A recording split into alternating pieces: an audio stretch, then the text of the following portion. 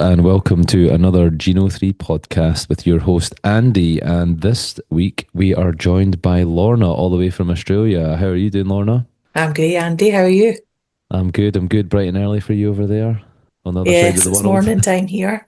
Yeah, So, thank you very much for giving up some time today to come on and pass on some of your wisdom. I think all of our listeners will be really keen to hear what you've got to say.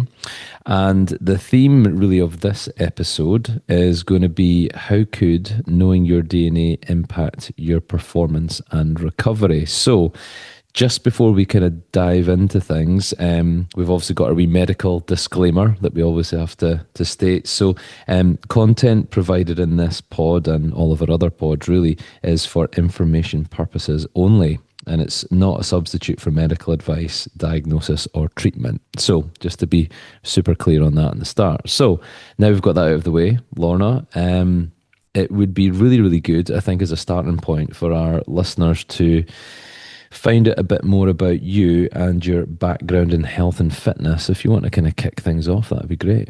sure. So I have been basically, I'm a trained personal trainer. So Hmm. I've been in the health and fitness industry for the last 10 years. I've always Hmm. been into exercise and training. Um, and now I obviously coach people to get their Yeah. best out of their health through exercise and nutrition. Hmm. So yeah, I'm really excited to share a little bit about our DNA kits and what they can actually help with in this realm of exercise and health. Okay. I mean, it sounds great because I think you've got your own personal experience, as you said there, your personal training background, your kind of wealth of knowledge in that on that front, and how you're kind of passing that on to your clients as well. So I think that's going to be really helpful. And also you're going to be, I suppose, reflecting on what the kind of exercise chapter looks like. I'm sure threaded throughout our discussion as well that when somebody does do the DNA testing, what that exercise chapter kind of looks at and things. So, what I suppose the big question people maybe want to know is what is DNA testing for fitness? So, what's the potential benefits of undertaking DNA testing to help with health and fitness? So traditionally, fitness plans are built around things like age, gender, or even like past activities. So things that people used to do in Hmm. their past, things that they enjoy. Um, Genetic testing takes it to the next level because it analyzes your genes to give you insight. Well, it'll give you insight into how your body responds to different Hmm. kinds of exercise. So, um, if you're more, it'll tell you if you're more suited to endurance style exercise like marathons and stuff, Hmm. or it can tell you if you're more suited towards like power based exercises like powerlifting or as an extreme or sprints Hmm. or that sort of thing. Okay. So it covers lots of things. It looks at your inflammation, like your inflammation levels based on what types of exercise you do. Okay. There's also like how your body will be around certain injuries. So there's so much you can get from doing the tests. Yeah. But it allows you to go to that next level in your Hmm. training So it kind of sort with of the gives you knowledge. that information, really accurate scientific information to kind of base and adapt some of your training around that, or things to kind of look out for, as you said before, maybe like certain risks of injuries and things like that. That's Yeah, cool. That's yeah. cool. Yeah. Okay. So can DNA testing really kind of sort of help? We've kind of touched on it just briefly there.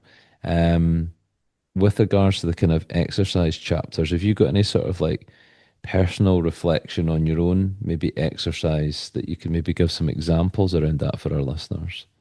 Yeah. So the promise is big. Like imagine personalizing your workouts to Hmm. fit your actual biology instead of Yeah. guessing what you might be doing. So, for me personally, I have I have the genetics for Okay, that's power, pretty cool. um, for power-based exercise, which Hmm. on reflection, since when I look back on what I've done in the past, Hmm. I've generally gone towards more power-based things like weightlifting. I was always really good at sprinting when I was in school. So Hmm. when I had my results come back, that was like, that made sense Yeah, that the light bulb went, oh, okay. I was more out, like I used to do really well in sprinting. Hmm. Um, and then I dabbled in marathon running and I struggled. I really struggled with it. I'm quite, like when I have focus, I don't give up, but the Very training determined. specifically, yes, the training specifically for doing the long distance running was a struggle just because I'm not genetically gifted with endurance, Yeah. with the endurance genes. So you got the old So fast twitch muscle fibers as well then? I've got the fast twitch, yeah. Yeah, So yeah. there was a couple of aha moments when I got my Hmm. results through, and then the exercise that I do now is all powerlifting. Hmm. So mentally, I know that I'm gifted with that. So I have a slight upper hand, I suppose it The could be advantage. like Hmm.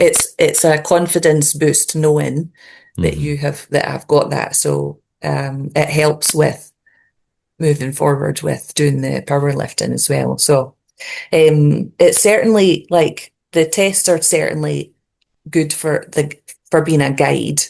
Hmm. But it doesn't offer a magic, like, doesn't offer a magic solution. You do still need to be Got to put the work consistent. in. Hmm. Yeah, you can't just get your results and think that with the knowledge you're going to be, you know, doing being an Olympian or whatever. Yeah. Um, so you can't replace it with effort and consistency and having a Hmm. good coach and that sort of thing. Getting all the right But it nutrition and all these definitely, other elements as well, isn't it? yeah, It's the yeah, whole there's a lot. package. Hmm. Yeah. So, but yeah, it does definitely help you create a fitness plan based around what you find out in your test. Okay. And within your sort of own testing, was there any sort of potential things that you need to kind of look out for? So obviously within the exercise chapter, it looks at the kind of common sport injury risks. You've got like ACL, ankle, hamstring, shoulder dislocation, concussion risk. These are some of the things that come through. Was there anything within that that you are now more aware of, or you kind of maybe had injuries in the past or tweaks and things you're thinking, oh, okay, that's Mm. something that's Yeah, how maybe, good is there's so much to like take from the report, like all yeah. these things that you can look at. But in mine I had more the I have like Hmm. shoulder risk, high shoulder risk Dislocation, for yeah. injury there, yeah. Hmm. So another like it was another one of those, there that makes sense. When I had that, but because 6 months prior to getting my results Hmm. through, I had a shoulder injury and Okay. had been working through rehabilitation. So So even before all of I'd this is something that had even happened, but right? yeah, Okay. before I had my test, I had like quite a bad injury, which I Hmm. had to rehabilitate for a good. I think actually my injury was probably more than 6 months prior. Hmm. Um, so I suppose on reflection, um, my if I had known that information, then I might not have been doing what I was like now. I've adapted my training, and Okay. I don't do as many like pressing exercises with the shoulder, like shoulder presses and stuff, Hmm. because there's that risk there. Yeah. Um, you can train your shoulders in many different ways that doesn't involve going above your head. So Hmm. Hmm. um, I think if I had maybe had this knowledge prior, then that would have been something that I would have taken into consideration hmm It's just making you before think a bit, injuring. isn't it? Yeah, and just thinking, Yeah, yeah, how could I mitigate that risk? How could I reduce the possibility of that happening if I'm genetically predisposed to potentially incurring one of these types of things? So, and that's it, because mm, you want longevity in your powerlifting career and your lifting career. And yeah. when you get setbacks like that, they're not quick to No, recover no, from. you're They definitely take time. injury in sport is a nightmare. hmm For the rehabilitation part and also for the head, for your hmm mindset. Yeah, So because you build yourself up to that point, knowing, eh? And you're like, oh, damn, it's a blooming setback, and I have to yeah, yeah. take So that reset. Yeah. it's very advantageous, whatever. Advantageous. Yeah. Yes, to know the information because then you have the tools to prevent it, Well, that's it. the knowledge Absolutely. even.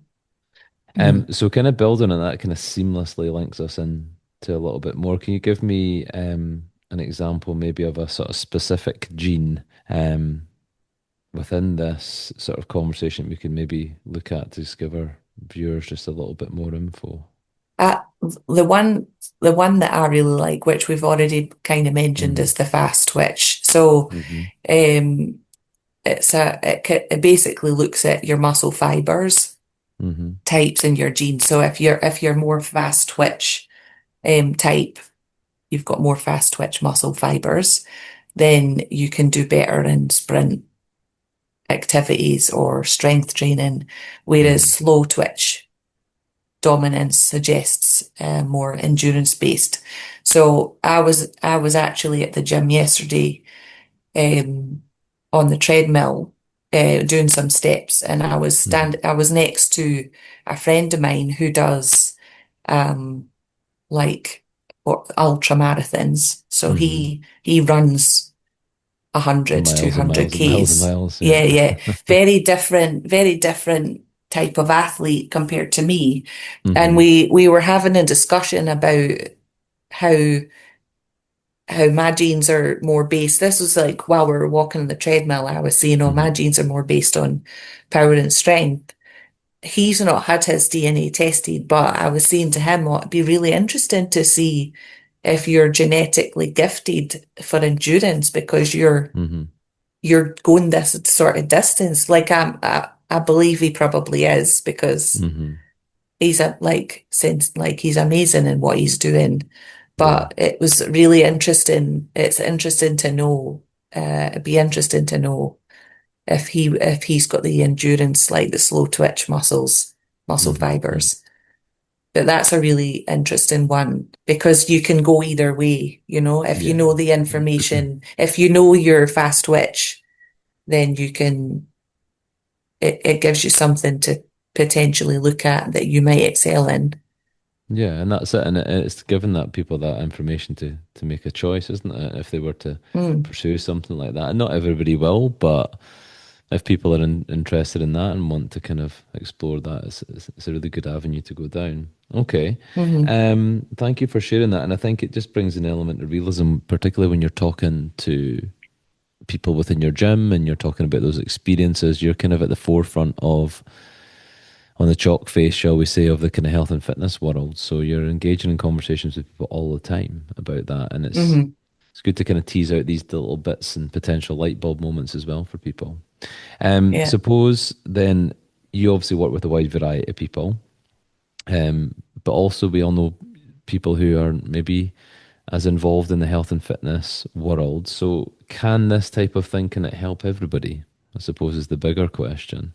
It can definitely. So it can certainly help athletes and fitness enthusiasts fine tune their performance because knowing your muscle fibers, genes, or your how your body responds to inflammation, what hmm types of exercise are going to cause more inflammation.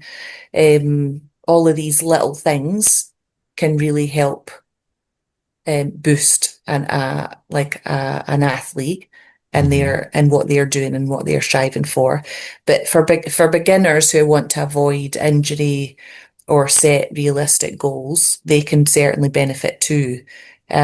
Because like I just said there, it with the knowledge, it can help guide you to where like if you're a beginner and you've never done any sort of exercise and you get your genetic report back, we give you the Hmm. chapter, exercise chapter, and you have a look at that and you can see where you're genetically gifted. It can direct you towards a form of exercise that you might not have considered or Hmm. even looked at, and that's you can know that you've got a slight benefit there, knowing the Hmm. information, so you can go in with confidence.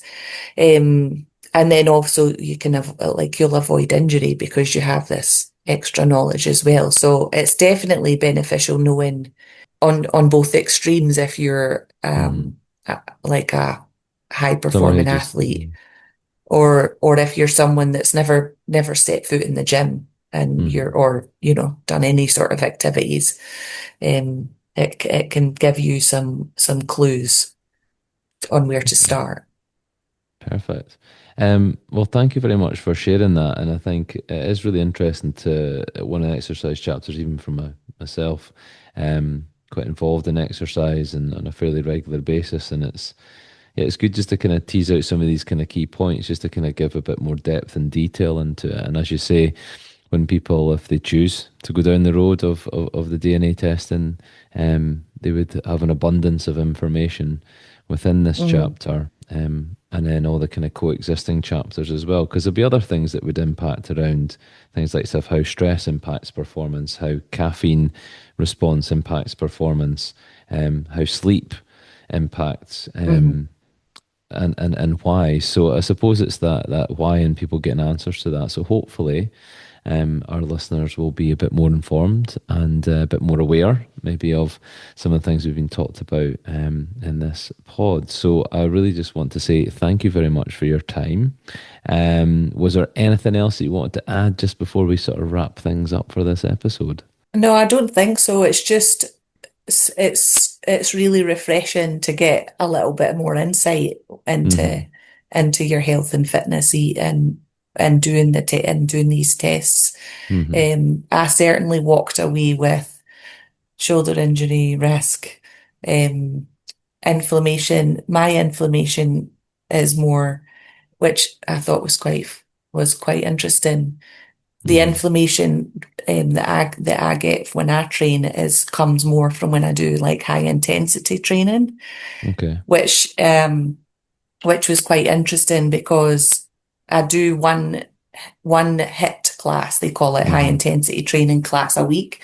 And after every You're time I do feeling it. this class, it takes me like 2 hours to recover. I Hmm. feel like done in. My face always goes really red, and I'm basically a write-off for a good 2 hours. Yeah. And I got this report back and was like, Well, that makes sense so now. now knowing that that's how I come out of these, like I already knew Hmm. I was, like I suffered, Yeah. but now I've put in place recovery methods, like Yeah. You can making prioritize sure it I'm now. getting hydrated. Yes, I'm Hmm. like, oh, Lorna, you need more time to recover, so don't book something in straight after the class, half an hour after.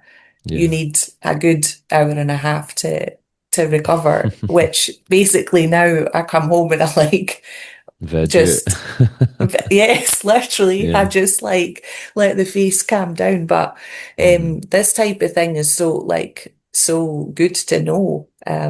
So it really it's like so exciting to see what people get from their reports and Hmm. how it's going to help them in the future. Okay. Perfect. Well, thank you very much for that. I think, as we said before, it's a really interesting topic and one hopefully our listeners will get a lot from. So thank you again for getting up early and joining us from the other side of the world. It's much appreciated. And our listeners will hopefully get this pod out fairly soon and give it a wee listen. So thank you very much, Lorna. Cool, Andy. Thank you. Cheers. See you later. Bye.